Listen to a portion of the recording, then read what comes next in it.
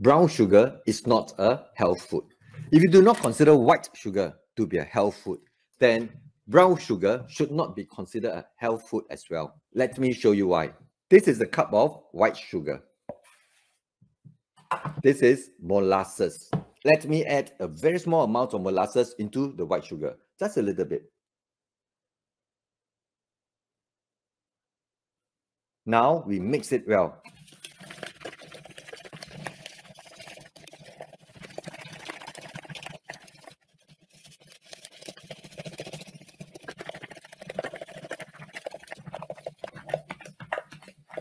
See, it is slowly turning into brown sugar. You just have to keep mixing, and after about 2-3 minutes, voila, I've just turned white sugar into brown sugar. What just happened here? Did I make the white sugar disappear? No, I simply made the white sugar into brown sugar. Whatever that people deemed to be unhealthy about white sugar has not magically disappeared simply by my adding some molasses into the white sugar.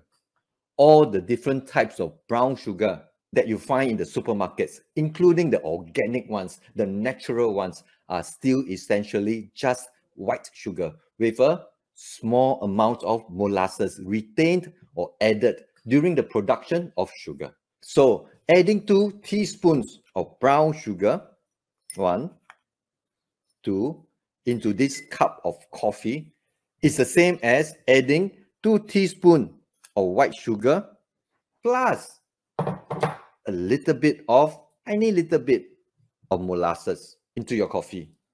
Therefore, if you had deemed adding 2 teaspoons of white sugar into your coffee as unhealthy, then adding 2 teaspoons of brown sugar into your coffee is not any different. It is not any less unhealthy. Therefore, brown sugar, just like white sugar, definitely does not belong to the health food section of your pantry or the supermarket. Would you not agree? If you are still not convinced, allow me to share with you a snippet from a video that I made some time ago entitled 7 Facts About Brown Sugar. Is brown sugar healthier than white sugar? Would you describe brown sugar as a healthy sweetener? Would you say that brown sugar is healthier than white sugar? For me, I would not use the word healthy to describe brown sugar, and I would not even say that brown sugar is healthier than white sugar.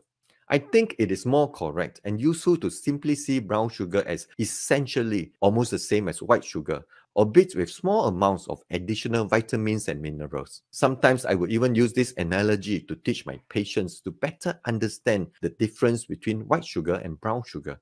That if we liken white sugar to a credit card, and that using the credit card means taking on a debt with high interest rates, then brown sugar is also a credit card through which usage will likewise lead us to incur similarly high interest debt, with the only difference being that it comes with some additional small free gifts and card benefits thrown in. That even though a credit card that comes with some freebies and additional card benefits can be said to be the better credit card than a card without any freebies or card benefits, but it is still a credit card that will lead us to incur a high interest debt that we should use with care and minimally, especially for people who are already in debt, for people who are already having problems with their finances and who should avoid going deeper into debt. So likewise, for brown sugar, all of us, regardless of whether we have diabetes or not, should be mindful of our intake of brown sugar, just as we should be mindful of our intake of white sugar. Because brown sugar is essentially still mostly sucrose